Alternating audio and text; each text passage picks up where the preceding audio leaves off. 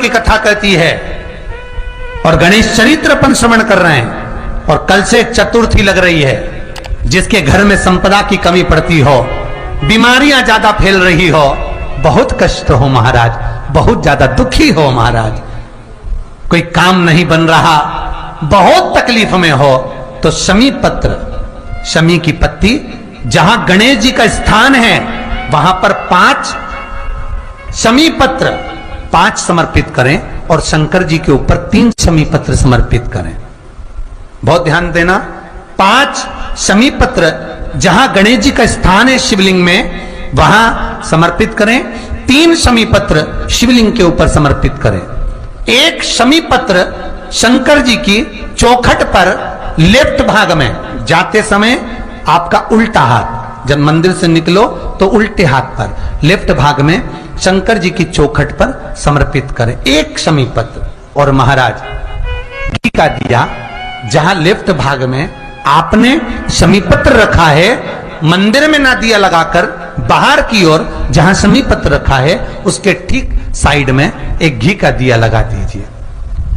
केवल गणेश चतुर्थी से लेकर अनंत चतुर्दशी तक गणेश पुराण कहती है भगवान गणेश जी का, मोर ध्वज का, मयूर ध्वज गणेश का नाम लेकर जो ये दीप शमी पत्र चढ़ा देता है उसके घर से कभी रिद्धि सिद्धि नहीं जाती, वैभव प्रतिष्ठा नहीं जाती। कर कर देखना, अगले साल तक आपका व्यापार कितना चलता है हमको बताना जरूर, करके देखो एक बार। गणेश पुराण का, शिव महापुराण का यह प्रसंग करिए, जीवन में उतारिए, चतुर्थी से लेकर अनंत चतुर्दशी तक।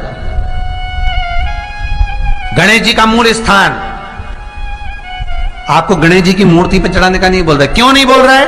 क्योंकि गणेश जी की आप प्रतिष्ठा करोगे तो वो टेम्परेरी है, 10 दिन के लिए कर दिया फिर वापस विसर्जन कर दिया।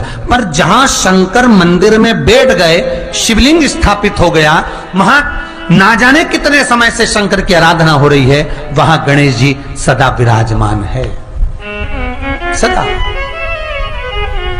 आराधना। और देखो ये 10 दिन में अगर आपने शमी पत्र बिल्कुल मन से समर्पित करा है ना, तो मेरा विश्वास कहता है शिव महापुराण का, मेरे बाबा विश्वनाथ की कृपा कहती है, मेरा मन कहता है 10 दिन के अंदर आप शमी चढ़ाएंगे ना तो कुछ ना कुछ अच्छी खबर जरूर मिलेगी, ये पक्का है। पर हमें बताना जरूर, व्हाट्सएप पर हो, मैसेज जरूर करना कि क्या फायदा हुआ आपको 10 दिन के अंदर, बोलना जरूर, कर कर देखिए। शिव स्मरण, भगवान गणेश शिवराज का जो व्रत करने वाली होती हैं, जो चतुर्थी का पूजन करने वाली होती हैं, उनके भीतर का एक भाव होता है कि जैसे ही शाम का समय आए चंद्रदेव का पूजन करें, चंद्र जब प्रकट हो जाए, कलश भर लिया, उसके नीचे आखा दाना रख दिया, चावल गेहूं जो भी आप रखते हो पूजन के लिए, ऊपर पात्र आदि रख दिया जलाशय, फिर अपन ने घी का दिया लगाकर पूजन भी कर ली। तो जो चतुर्थी का पूजन करने वाली होती हैं, जो चतुर्थी का नियम व्रत धारण करने वाली होती हैं, बड़ी बड़ी चतुर्थियां करती हैं या उसका नियम धारण करती हैं, तो चतुर्थी का जो पूजन करती है वो किस चीज के लिए होता है? केवल संतान, पुत्र, परिवार, हमारा कुटुंब, हम जिस कुल में हैं, हमारा कुल वैभव की ओर बढ़े, संपदा की ओर बढ़े और उसकी आयु बढ़े, उसकी आयु बढ़े, वैभव बढ़े। बहुत ध्यान दीजिएगा महाराज, चतुर्थी की पूजन में जो आप आखा दाना रखते हो, गेहूं वगैरह कुछ भी जो रखते हो, उसकी बड़ी महत्वता होती है महाराज। यहां तक कहा गया है, चतुर्थी की कथा तो आप लोग पढ़ते होंगे, जो लोग पढ़ते हैं उनको मालूम होगा, चतुर्थी की कथा में लिखा है, चौथ माता के व्रत में वर्णन किया गया है कि वो आखा दाना जो रखा जाता है, मान लो कोई जरूरी काम होता है तभी आखा दाना को रखा जाता है, संभाल के रखते हैं कि हम इस काम के लिए जा रहे हैं और हमारा ये कार्य सफल होना चाहिए। तो जिसने चतुर्थी का व्रत करा है, जिसने चंद्रदेव का पूजन करा, चतुर्थी का व्रत करा, वो गणेश जी से विनती करके वहां से 2-4 आखा दाना उठा ले, और जो व्यक्ति का काम अटक रहा है अपने ही घर का, पर दूसरे कुल को नहीं देना, अपने ही कुल के अंतर्गत जो काम अटक रहा है उसकी जेब में, उसके पल्लू में उस चीज को रख दिया जाए।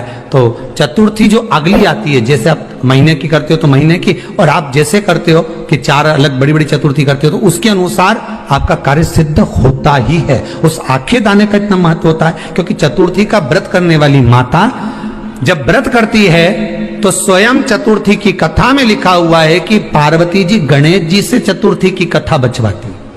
चतुर्थी की कथा बाची किसने थी? स्वयं गणेश जी महाराज ने। और सुनी किसने थी?